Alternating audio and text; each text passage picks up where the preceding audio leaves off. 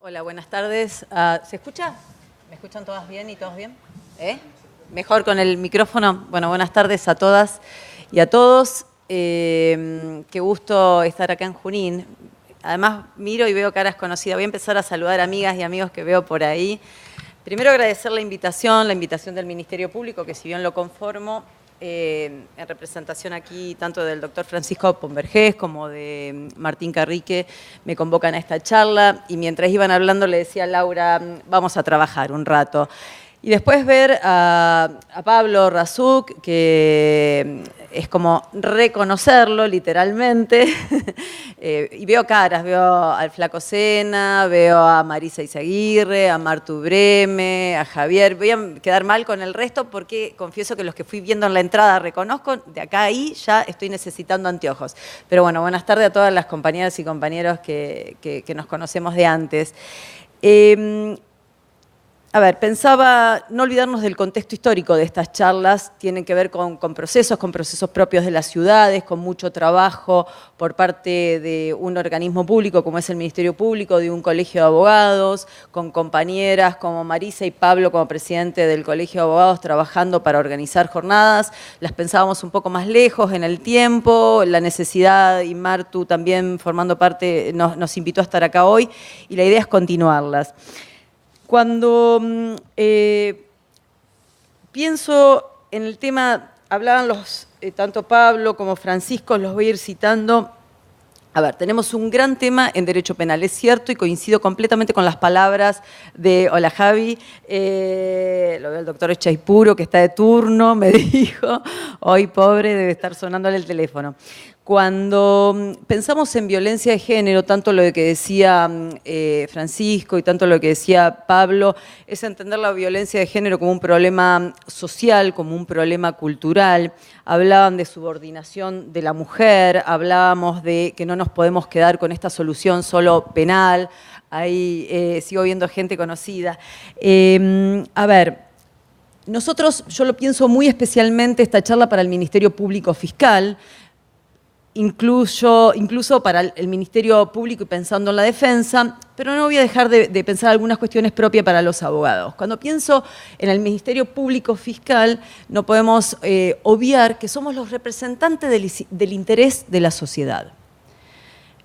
Esto lo dice nuestra ley, así nos define a los fiscales y así nos define a los integrantes. Y cuando digo esto, es una frase más como violencia de género, es una frase más como la cantidad de femicidios que tuvimos en enero. Digo, ¿nos quedamos en ese contexto o le ponemos algún sentido? Yo venía, me parece que es esto, le tenemos que poner sentido a estas frases, las tenemos que llevar a la práctica, si no, nos vamos de una jornada de violencia de género a la cual nos convocaron con un hermoso certificado, pero con poca cuestión para llevarlo a la práctica. Si somos los defensores de los intereses de la sociedad, del Ministerio Público y también los abogados, como bien decías vos, Pablo, tenemos que trabajar para una sociedad más justa, para una sociedad más humana, y ahí es fundamental erradicar la violencia de género.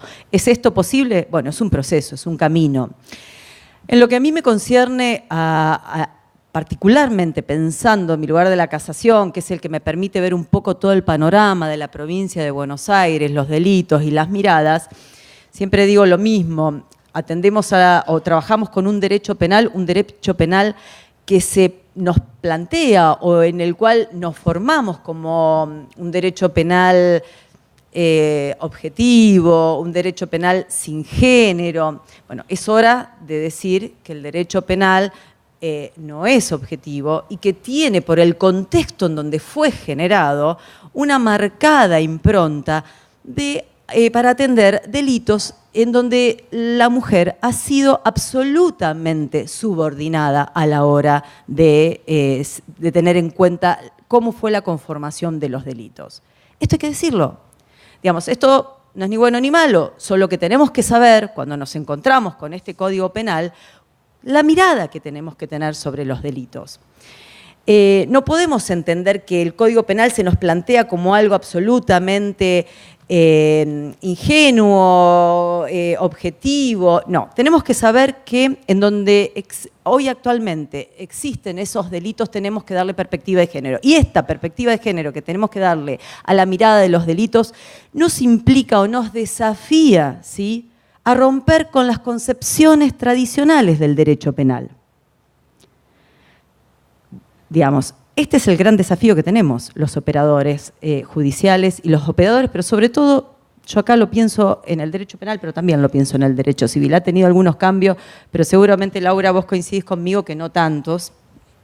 Si tenemos un derecho penal que es misógino, si tenemos un derecho penal que responde, no porque sea malo, sino porque un contexto, ¿sí?, histórico donde se genera un código penal responde a una situación o a un sistema patriarcal heteronórmico, la aplicación hoy de este código penal estamos obligados a darle una mirada con perspectiva de género.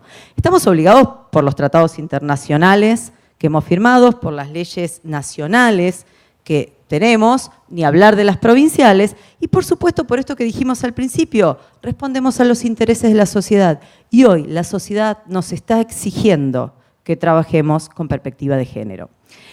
En las concepciones tradicionales del derecho penal nos llevan a hacer un análisis de los hechos que es concreto y descontextualizado, ¿sí? El análisis de los hechos al que estamos acostumbrados no tiene contexto. Y esto es un pecado capital para el análisis de todos los delitos que tienen o donde la violencia de género los conforma. Yo pensaba cuando venía a dar la charla, me resulta un poquito incómodo el tema del micrófono. Pensaba, digo, bueno, convertir esta charla en un conversatorio. Me gustaba la idea de generar posibles preguntas, dudas de parte de ustedes y a partir de ahí continuar la charla. A ver, hay 2 o 3 líneas que yo creo que tenemos que abordar. Yo me traigo siempre como muchos papelitos en donde no me quiero olvidar nada. Lo dividiría así, tenemos delitos que no pueden obviarse la mirada de perspectiva de género. Femicidio, que le decía a Laura, bueno, se lo voy a dejar a ella. El protocolo de violencia de género que firmó la Procuración, yo lo ando acá en la cartera, lo traigo siempre conmigo, lo tengo en la oficina, me lo llevo debajo del brazo. ¿Por qué? Porque me sirve para todo, para mirar las causas, para investigar, para fundar, ¿sí?, para volver a esa mirada. Les decía, hay delitos que tengo que tener en cuenta y no puedo dejar de darle perspectiva de género. El femicidio, las lesiones, el abandono de persona, las amenazas, la desobediencia y los abusos sexuales.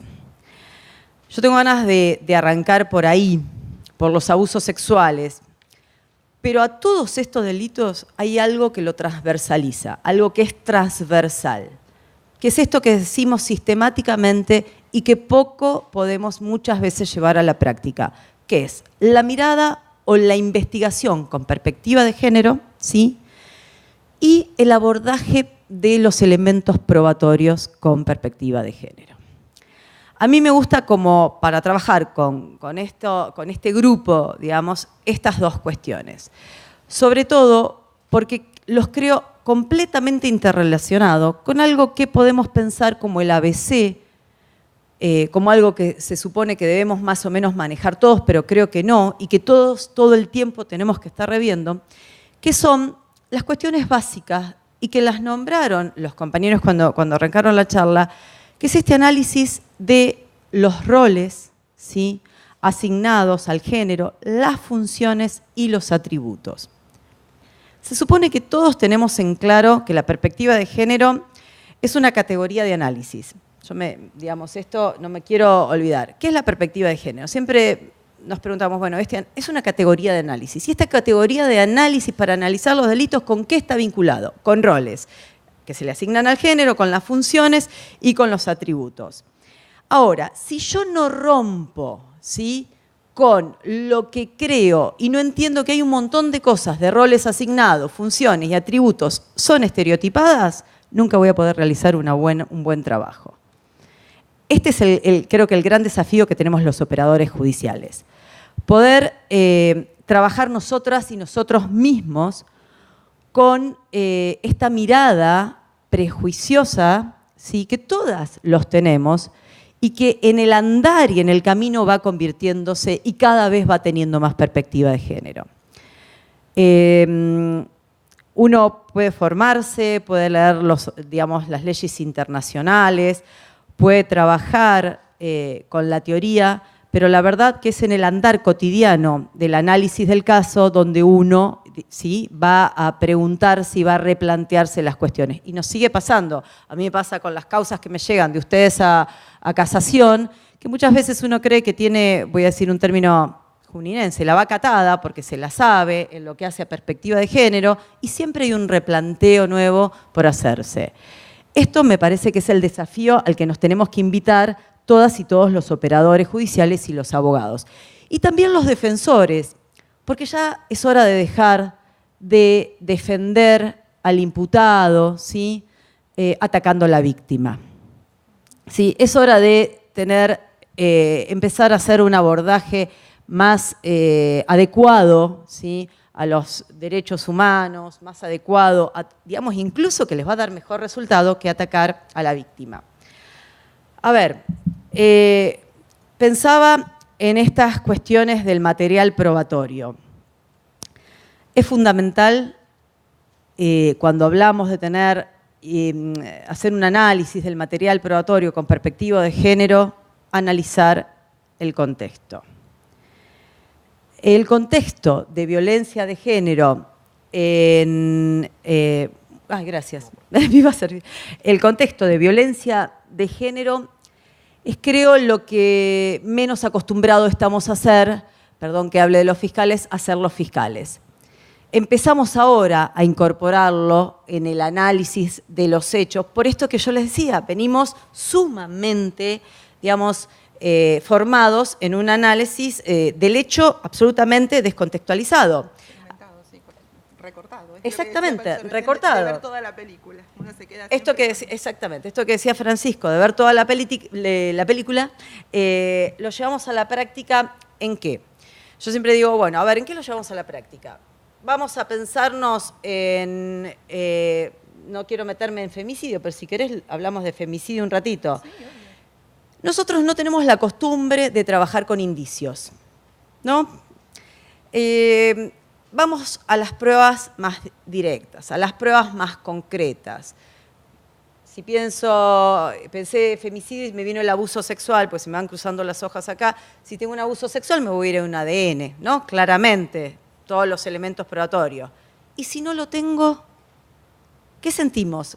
Lo veo a Javi, lo veo allá a los compañeros. ¿Qué sentimos? Que se nos perdió la causa, que tenemos muy poca chance. Esto lo digo porque yo fui fiscal antes de ser de casación en Lomas de Zamora y era como que la remabas en dulce de leche repostero si tenías que hacer un análisis de un abuso sexual sin algunos elementos probatorios contundentes. Hoy, digamos, por todo este trayecto, por toda esta análisis, por toda esta capacitación, incorporación que tenemos de entender la perspectiva de género, sabemos perfectamente que podemos abordar un caso de abuso sexual con la sola, entre comillas, declaración de la víctima. Nunca la declaración de la víctima es sola, nunca es solitaria. Sin embargo, lo repetimos como si fuera una verdad absoluta. Siempre una víctima tiene a alguien a quien le contó. Si ese a quien le contó, lo escuchó, hizo algo o pudo hacer algo en su momento es otro tema. Pero claramente siempre hay algo y este es un indicio contundente.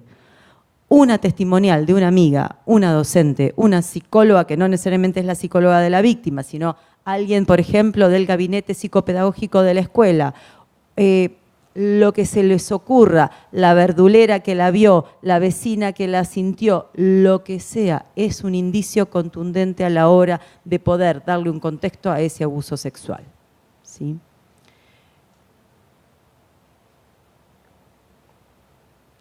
Pero es fundamental que no dejemos de lado el contexto.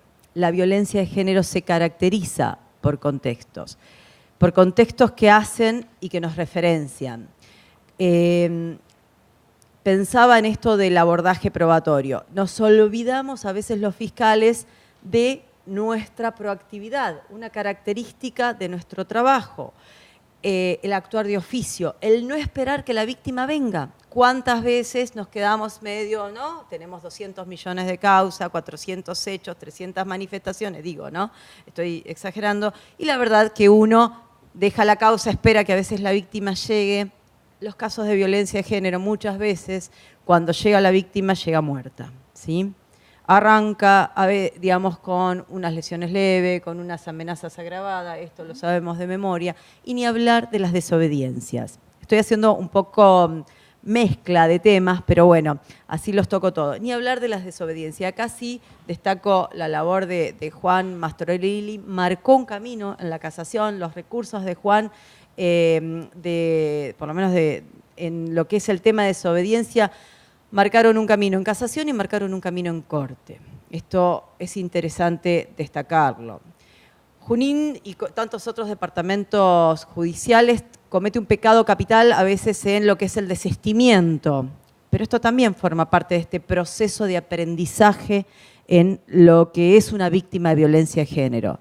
Una víctima de violencia de género, y ahí volvemos a cuestiones básicas, como el ciclo de la violencia. Si yo digo ciclo de violencia, seguramente todos más o menos escuchamos y todas escuchamos hablar de esto. En el desistimiento nos olvidamos de aplicarlo, nos olvidamos de pensar, perdón, el desistimiento no, cuando la víctima se retracta, nos olvidamos de pensar en el ciclo de violencia, algo que tenemos tan incorporado, se nos pasa de largo y nos olvidamos de recordar que muchas veces una víctima en la etapa del enamoramiento, cuando volvió después de la reconciliación, va a ir a retirar la denuncia. ¿Sí? Estas cuestiones, roles, funciones, atributos asignados, el ciclo de la violencia, que son como cuestiones básicas de nuestra formación, son las que nos tenemos que llevar a la hora de hacer y de realizar una investigación y aplicarlas. Es ahí donde ponemos en marcha esta famosa exigencia de tener perspectiva de género a la hora de realizar investigaciones, a la hora de ejercer nuestro trabajo como defensores y ni hablar como de abogados de parte. Otra de las cuestiones que pensaba cuando venía pensando en el rol de fiscal era esta famosa frase de la exhaustividad, se me trabó la lengua. Esos son los dos platos, como decía, de tallarines caseros que hizo mi madre, chicos, vine a Junín, del trabajo del fiscal. El fiscal debe ser exhaustivo en su trabajo. Esto lo sabemos todo. Ahora, ¿cómo es un fiscal exhaustivo y su equipo en su trabajo en los casos de violencia de género? ¿A alguien se le ocurre algo? Así estos últimos minutos los hacemos charlado. ¿A alguien se le ocurre alguna cuestión que va a ser exhaustiva este trabajo? Javi, me llegó una causa tuya donde estuviste muy exhaustivo. Te tiré el fardo. No lo quería citar porque es feo a veces. No llevemos al caso, pero digo esto. Al caso particular, pero cuando vos hablabas del cambio, y es verdad que hay pruebas que, como el ADN es el DNI mismo de una causa, en esa causa que te llegó a vos, la prueba era indiciaria. Completamente indiciaria. Y se logró una condena importante, sin perjuicio de que ahora está en la casación. Y la verdad que uno cuando va al debate más o menos sabe de antemano, incluido el defensor particular o oficial, cómo puede terminar esa causa. Y en esta causa, con los elementos solamente indicativos que había, no se podía pronosticar un resultado como el que salió. En esta causa, tanto como en tantas otras que me llegan de diferentes fiscales y obviamente de toda la provincia, lo interesante fue esto. La prueba nuestra tiene un principio que es el de amplitud, ¿sí?, probatorio. Que por supuesto esto no significa, y lo digo especialmente para los abogados y abogadas de matrícula que está, no significa o no implica una flexibilidad, ¿sí?, en los estándares probatorios. No debemos confundir la amplitud probatoria con la flexibilidad probatoria. Acá lo que se desalienta o lo que tratamos de desalentar es el uso de la discriminación, ¿sí? Por eso decimos amplitud probatoria, libertad probatoria, pero no flexibilidad, digamos, en los estándares, y no discriminación a la hora de marcar o de tener en cuenta los elementos probatorios. Y los indicios, digamos, son fundamentales que no estén entrecruzados por los estereotipos y los prejuicios, ¿sí? Los estereotipos y los prejuicios tanto que uno puede tener cuando investiga, cuando defiende de la víctima o del imputado. Negativos y activos. Quiero decir con esto, o proactivos. A ver, muchas veces los imputados, por responder a algunos estándares, ¿sí?, laborales, voy a poner un ejemplo, por favor, no estoy pensando en Junín, pero si no pongo un ejemplo cualquiera, no es lo mismo si el imputado es un renombrado, espero no meter la pata, médico, digo, abogado, ¿no? Esto es un prejuicio inverso. Entonces, acá es donde cuando decimos no debemos tener prejuicios, no debemos tener estereotipos, no solo los exigimos a la hora de investigar para con la víctima, sino también para con el imputado, que muchas veces nos cruzan porque hacemos empatía de clase, empatía de situación. Esto es de humanos, ¿sí? Entonces ahí es donde nos debemos exigir nosotros los fiscales esa objetividad que se nos pide, nunca parcialidad, porque recordemos que nosotros parciales no somos parte, ¿no? Pero a mí esto me parecía fundamental traerlo porque con indicios, obviamente con indicios contextualizados, ¿sí? En un contexto probatorio, fundados, yo logro una condena, ¿sí? Nosotros logramos una condena. De esa causa particularmente no voy a hablar porque está en casación y es mía, digamos, quiero decir, la estamos trabajando nosotros, no tiene ningún sentido. Pero sí me parecía interesante traer como cuestiones del delito de abuso sexual, que cabe mencionar, algo que decimos siempre, es que es uno de los delitos, sí.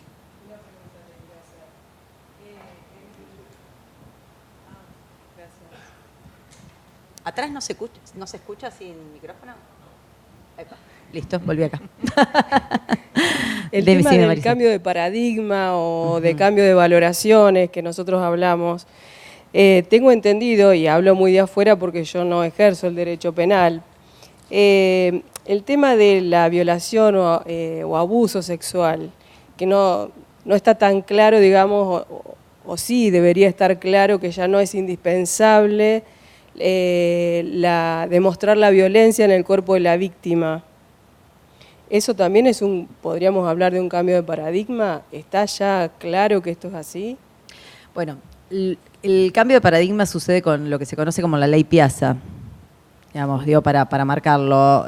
Recuerden que tenemos ahí una imprescriptibilidad que todavía Corte no se ha pronunciado. Hay un fallo de casación. ¿Y por qué cito esto? Que nos remonta a la firma de la Convención de los Derechos del Niño. Es un fallo bastante interesante. Casación, provincia, todavía tampoco. Y esto con esto que te quiero decir. Si una mujer denuncia a los 25 años un hecho cometido a los 8 años, claramente no vamos a tener ningún tipo de demostración de violencia. Así que esta es la respuesta más, digamos, básica que te doy. Sí, después no necesariamente vas a encontrar, incluso muchísimos hechos de abuso sexual no son ejercidos con violencia. Tenemos un fallo interesantísimo del doctor Maidana de abuso sexual en un matrimonio. Entonces esto, sí es como vos decís, no es necesario. ¿Es un indicio más? Sí, claramente, pero no define una situación. Por eso yo saqué uno mucho más fuerte, que es el del ADN, ¿no? Que a veces pareciera, para nosotros los fiscales también consideramos. Y ahí quiero decir recordar un tema. Nosotros tenemos un ADN y damos por cerrado el caso. Esta es la realidad. Si uno tiene 1000 causas y tiene un ADN en donde el imputado me da el 99,99, listo, tengo el imputado. Ahora, esto está bien. Yo no digo que esto esté mal, pero por favor, en el caso de los abusos sexuales, visibilicemos qué es violencia de género. Nos olvidamos de enmarcar el caso de abuso sexual en un contexto de violencia de género. Nos los dicen las convenciones, lo sabemos por definición. Está bien que el 119 no necesita el contexto, si yo me preguntara como una necesidad, como por ahí lo puede necesitar un femicidio. Pero tengo que, tengo la obligación, si yo lo pensara, la obligación moral, me venía a la mente decirlo mientras estaba hablando, de visibilizar el caso de abuso sexual, ¿sí? El delito de abuso sexual como un delito de violencia contra la mujer, ¿sí? Un delito de violencia de género.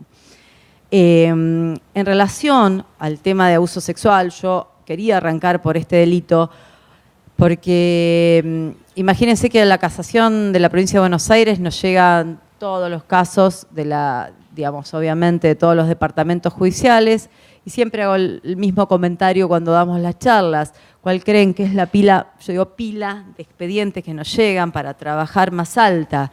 Si creen que es la de homicidios, no. Las de robos, por ahí hay como, con alguna cuestión con los robos a mano armada, pero por ahí los robos no llegan tanto a casación. ¿Saben cuál es el delito que más llega? Pero al punto de que a veces pedimos por favor de que nos llegue otro delito, de la saturación física, mental que tenemos de trabajarlos, el de abuso sexual intrafamiliar. Es abuso sexual intrafamiliar. Pienso en ayer literalmente, me fui un poco más tarde, sabía que hoy se iba a complicar estar en la oficina, estábamos saturados, mi equipo y yo, de la cantidad de causas que tuvimos de abuso sexual intrafamiliar. Edades 3, 7, 11. Nos llegó un fallo de un tribunal oral que arranca diciendo, obviamente lo condena, pero arranca diciendo que la víctima había ido a manosear al imputado y lo había... ¿Saben qué edad tenía la víctima? 7. Fue importante lo que dije. ¿Tiene perspectiva de género este fallo? No. Hay que empezar a visibilizar en cada uno de los abusos sexuales que investigamos qué es violencia contra la mujer. Los abusos sexuales son violencia de género. No nos olvidemos de decir esto.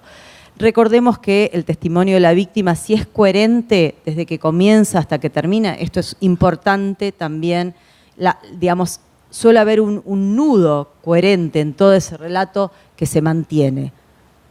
Puede ser que los abogados defensores vayan a los detalles, ¿sí? Esto es algo que vemos sistemático, pero esto es producto también del trastorno psicológico que le provoca a una víctima ser abusada sexualmente. Voy tirando cosas porque es como que a veces pienso un poco como ustedes cuando hablamos cuando hablamos del protocolo, tipo tips, tipo cuestiones que no podemos olvidar. Otra cosa que también caemos en el pecado capital, no usamos los peritos. Estaba la pericial, comentó Martín, son fundamentales los estudios, tanto, yo pensé en psicológicos, pero todo estudio de los peritos con perspectiva de género son fundamentales para poder, ahondar en ese análisis, en esa investigación con contexto de género. Nos olvidamos de los síntomas físicos, no hacemos casos a los síntomas físicos, que a veces no son en el momento, que son después, a los psicológicos, a todo eso que nos da, tanto en abuso sexual, tanto en femicidio, en abandono de persona, en la desobediencia, pienso en las amenazas. Hay un montón de contextos que los peritos pueden colaborar. El análisis del lugar del hecho, la rotura del celular de la víctima por parte del imputado es un indicio. Es un indicio. La ropa que se le rompe a la mujer no es casual. Las agresiones, me estoy olvidando tremendamente de mencionar las víctimas estas invisibilizadas, como son las hijas y los hijos, ¿sí? Las víctimas indirectas, y yo me pregunto qué tan indirectas son, ¿no? Estas niñas y estos niños que muchas veces terminan también siendo víctimas de homicidio, ¿no? qué tan indirectas son estas niñas, estos niños que crecen en esos ambientes o que ven, ¿sí?, golpear de manera tremenda. Hay un caso que a mí me provoca, lo traje también para nombrarlo, en donde los jueces le dan al niño de 11 años para algún tipo de testimonio, lo consideran súper válido, ¿sí? Ahora, cuando el niño un niño de 11 años, habla de la violencia que había en la pareja o la violencia que se sufría en la familia, es inválido por edad y por inmadurez, ¿no? Esta cosa dicotómica que tienen todo el tiempo en el análisis. Lo vivís a diario, ¿no? Sí. Pensaba síntomas, coherencia de análisis, vuelvo todo el tiempo a la prueba. Pienso y vuelvo a la víctima mujer. Algo que se repite. 4 tipos de análisis erróneos de la víctima. Mujer mendaz. La mujer, casi por definición, en la mayoría de los juicios es considerada mentirosa. Si recibimos una denuncia de un robo de un celular, yo voy, denuncio, que me robaron el celular, a nadie se le ocurre preguntarme mucho más que eso. Martu Serré, porque se lo di los otros días el ejemplo. Me dicen, ¿dónde, señora? ¿Qué marca? A lo sumo iba hablando, listo, perfecto, muy bien, credibilidad total. Ahora, si al mismo momento voy y denuncio que me abusaron, que me pegó mi marido, empiezan todo tipo de preguntas, ¿sí? Todo tipo de cuestionamiento como víctima.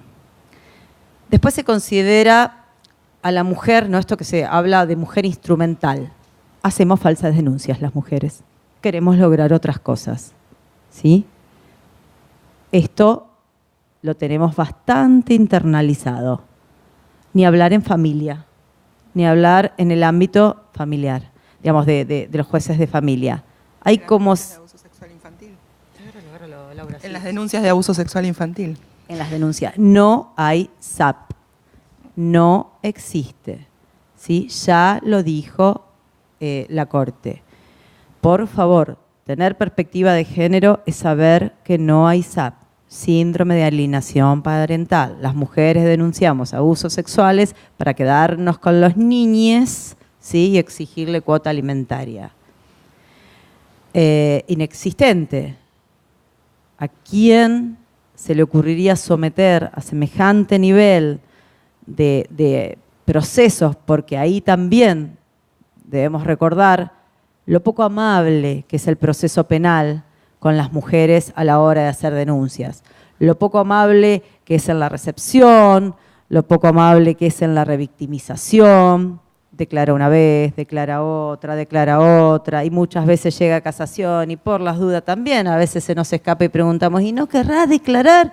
Vamos por la tercera, cuarta instancia en la que le seguimos pidiendo a la mujer o niña o adolescente a ver si no quiere declarar, ¿sí? Es poco amable, así que la mujer instrumental, ¿no?, ¿existirá? Me lo pregunto. La corresponsable, cuando creemos que las mujeres son corresponsables, a ver, no es que todas las mujeres, o no exista alguna mujer corresponsable, pero no es la pauta. Hagamos una inversión de esto. Esto es tener perspectiva de género. Seguramente todos nos formamos, porque estamos todos formados en un sistema patriarcal, creyendo de que la mujer es tan responsable como el hombre, ¿sí?, del abuso sexual, del abandono de personas seguido de muerte o no, y ahí luego después me voy a parar. ¿Cómo puede ser corresponsable una mujer que sufre tanta violencia como esa niña o niño? ¿Sí? En el abandono de persona no hay un caso, no conocemos un caso que nos haya llegado a casación en donde haya obviamente, abandono de persona seguido de muerte de un niño, niña, hijo, ¿no? Estoy hablando de ese caso. Donde haya venido imputado el hombre con la mujer. Todos los casos de abandono de persona son las mujeres las imputadas. Así haya sido el hombre el que lo sacudió, el que lo golpeó y el que lo mató. Luego, muchas veces luego de esa investigación primaria en donde se lo acusó, hay una extracción de fotocopias en la causa y se manda a investigar al hombre. ¿Sí? 2 casos cuento. Bejarano, Ortega Villa, que es una sentencia interesantísima de casación, que, digamos, me permito compartirla para aquel que lo necesite en un caso de abandono. Pedimos la absolución de Bejarano, que era la mujer, una mujer encerrada en su casa. El señor se llevaba el celular, no la dejaba comunicarse, se la había traído secuestrada de Bolivia, golpeaba a ella, la abusaba sexualmente, golpeaba al chico. La juzga un tribunal, un TOC de La Plata. Los 2 fallos para condenarla a la mujer son de 2 mujeres, ¿sí? Obviamente, porque la perspectiva de género no, digamos, no tiene nada que ver con ser mujer o hombre, ¿sí? Un fallo en disidencia, llega a casación, termina condenado y por suerte condenado él también. Esto se repite en todos los casos. Hay un caso de Dolores, hoy estoy tirando nombre y apellido de departamentos judiciales. Bueno, pero en Dolores, cuando hablé en Dolores lo comenté. Un caso en Dolores a mí me sorprendió porque no hubo uno de los operadores por los que pasó la adolescente en donde viera otra cosa. Era una chica de 16 años. Una historia para los que me escucharon hablar en La Plata, no quiero ser reiterativos, pero a mí me impacta esto de que a veces, cómo se nos pasa a veces por adelante, ¿no? Algunas situaciones. La chica había ido a buscar pañales, había cocinado una liebre que le había pedido el abuelo, no tenían, digamos, mientras ella cortaba la leña, cocinaba la liebre para darle de comer a su nena, a su bebé, el marido, ¿no? 12 años más grande que ella, casi 30, ella 16 años, un poquito más, estaba arreglando el auto. Sale, necesitaba los medicamentos para el chiquito, lo deja el bebé 2 meses acostado en la cama, sale a buscarlos, cuando vuelve lo encuentra muerta. De un golpe, no se sabía si se había caído, ¿sí? O si lo había golpeado. ¿Quién fue la condenada? Ya lo dije, porque dije más en femenino. La única condenada fue la chica. Nosotros obviamente buscamos, porque suponíamos que nos iba a venir después, la causa por él, digamos, por el padre. Algo, ¿no? Nada. Pedimos los principales, ustedes saben que a casación no nos llegan los principales, yo veo sentencia nada más y los recursos. Pedimos los principales y ¿con qué nos encontramos? Con que el señor, un adulto mayor de 30 años casi, había declarado que él no era el encargado del cuidado de los niños, que la que se encargaba de cuidar a los niños era ella, la chica de 16 años. Con esto alcanzó para que a nadie se le ocurriera investigar o ver si aunque sea había estado en el lugar.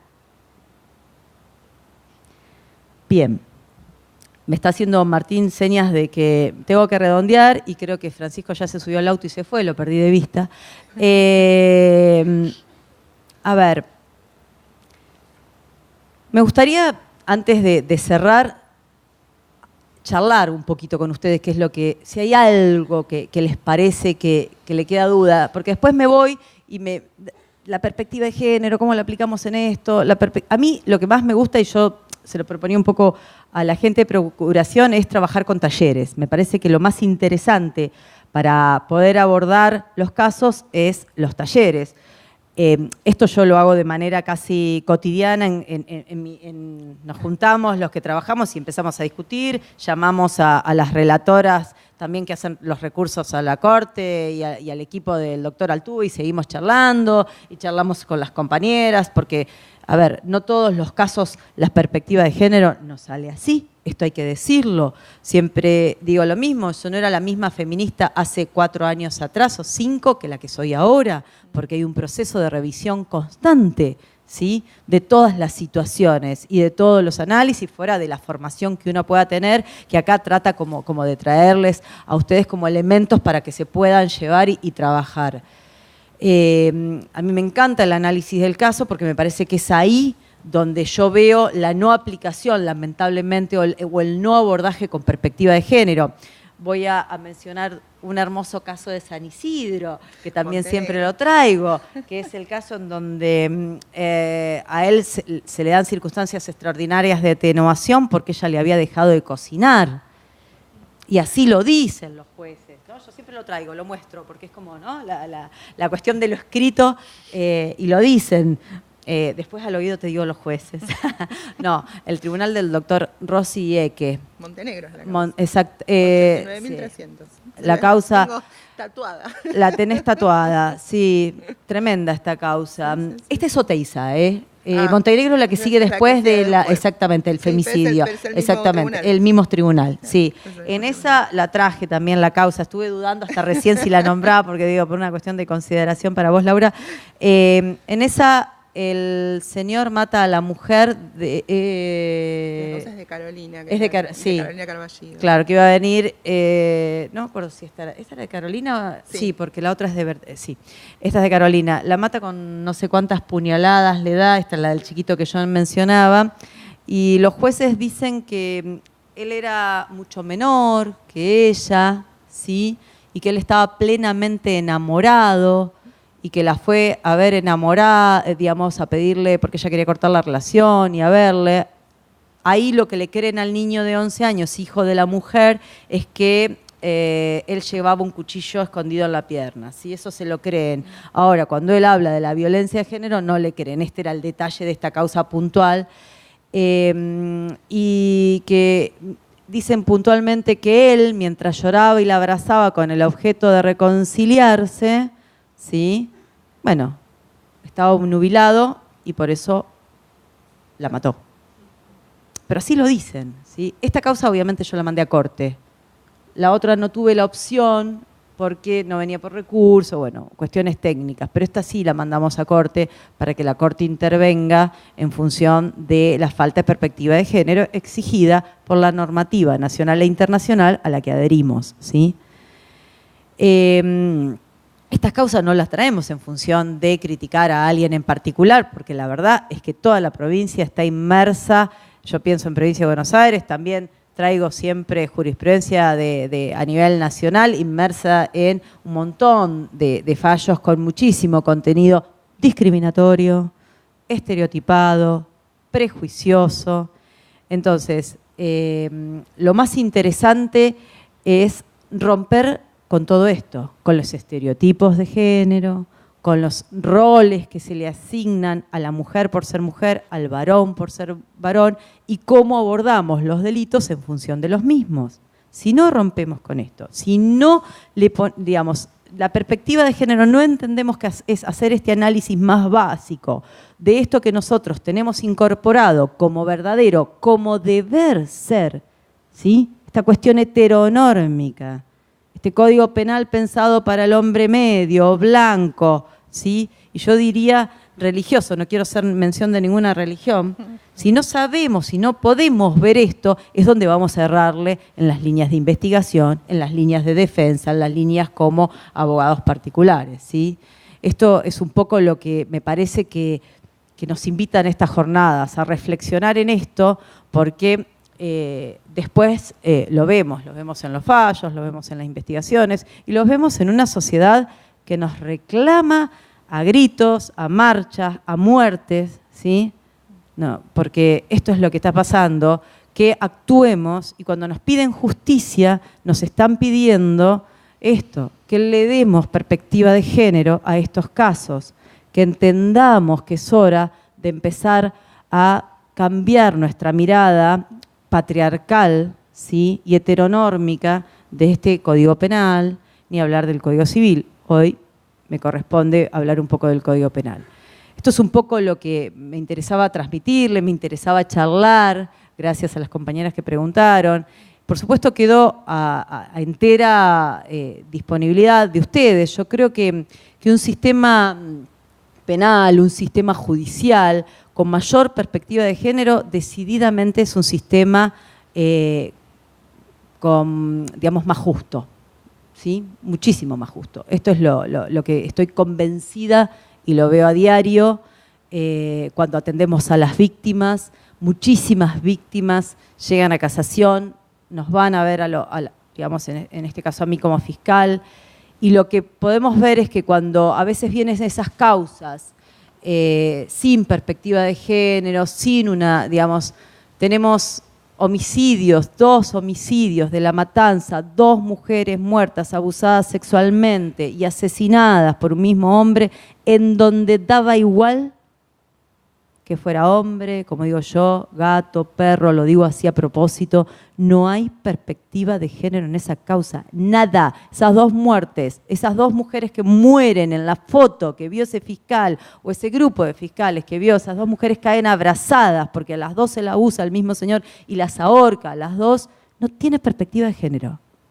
No hay, y cuando digo no tiene perspectiva de género, ni siquiera por cliché está puesto Sedau o Belén do Pará. No nos podemos permitir más esto. No puede ser. La sociedad nos exige que trabajemos con perspectiva de género. El procurador marcó en sus líneas, ¿sí?, de acción darle la importancia que corresponde a la violencia de género, tener perspectiva de género, lo marca en cada una de las reuniones a las que nos convoca. Por donde lo miremos, digamos, estamos obligados a darles perspectiva de género. Para una sociedad más justa, me parece que necesitamos incorporar ir todos los días replanteándonos estas cuestiones. Gracias. Nada más.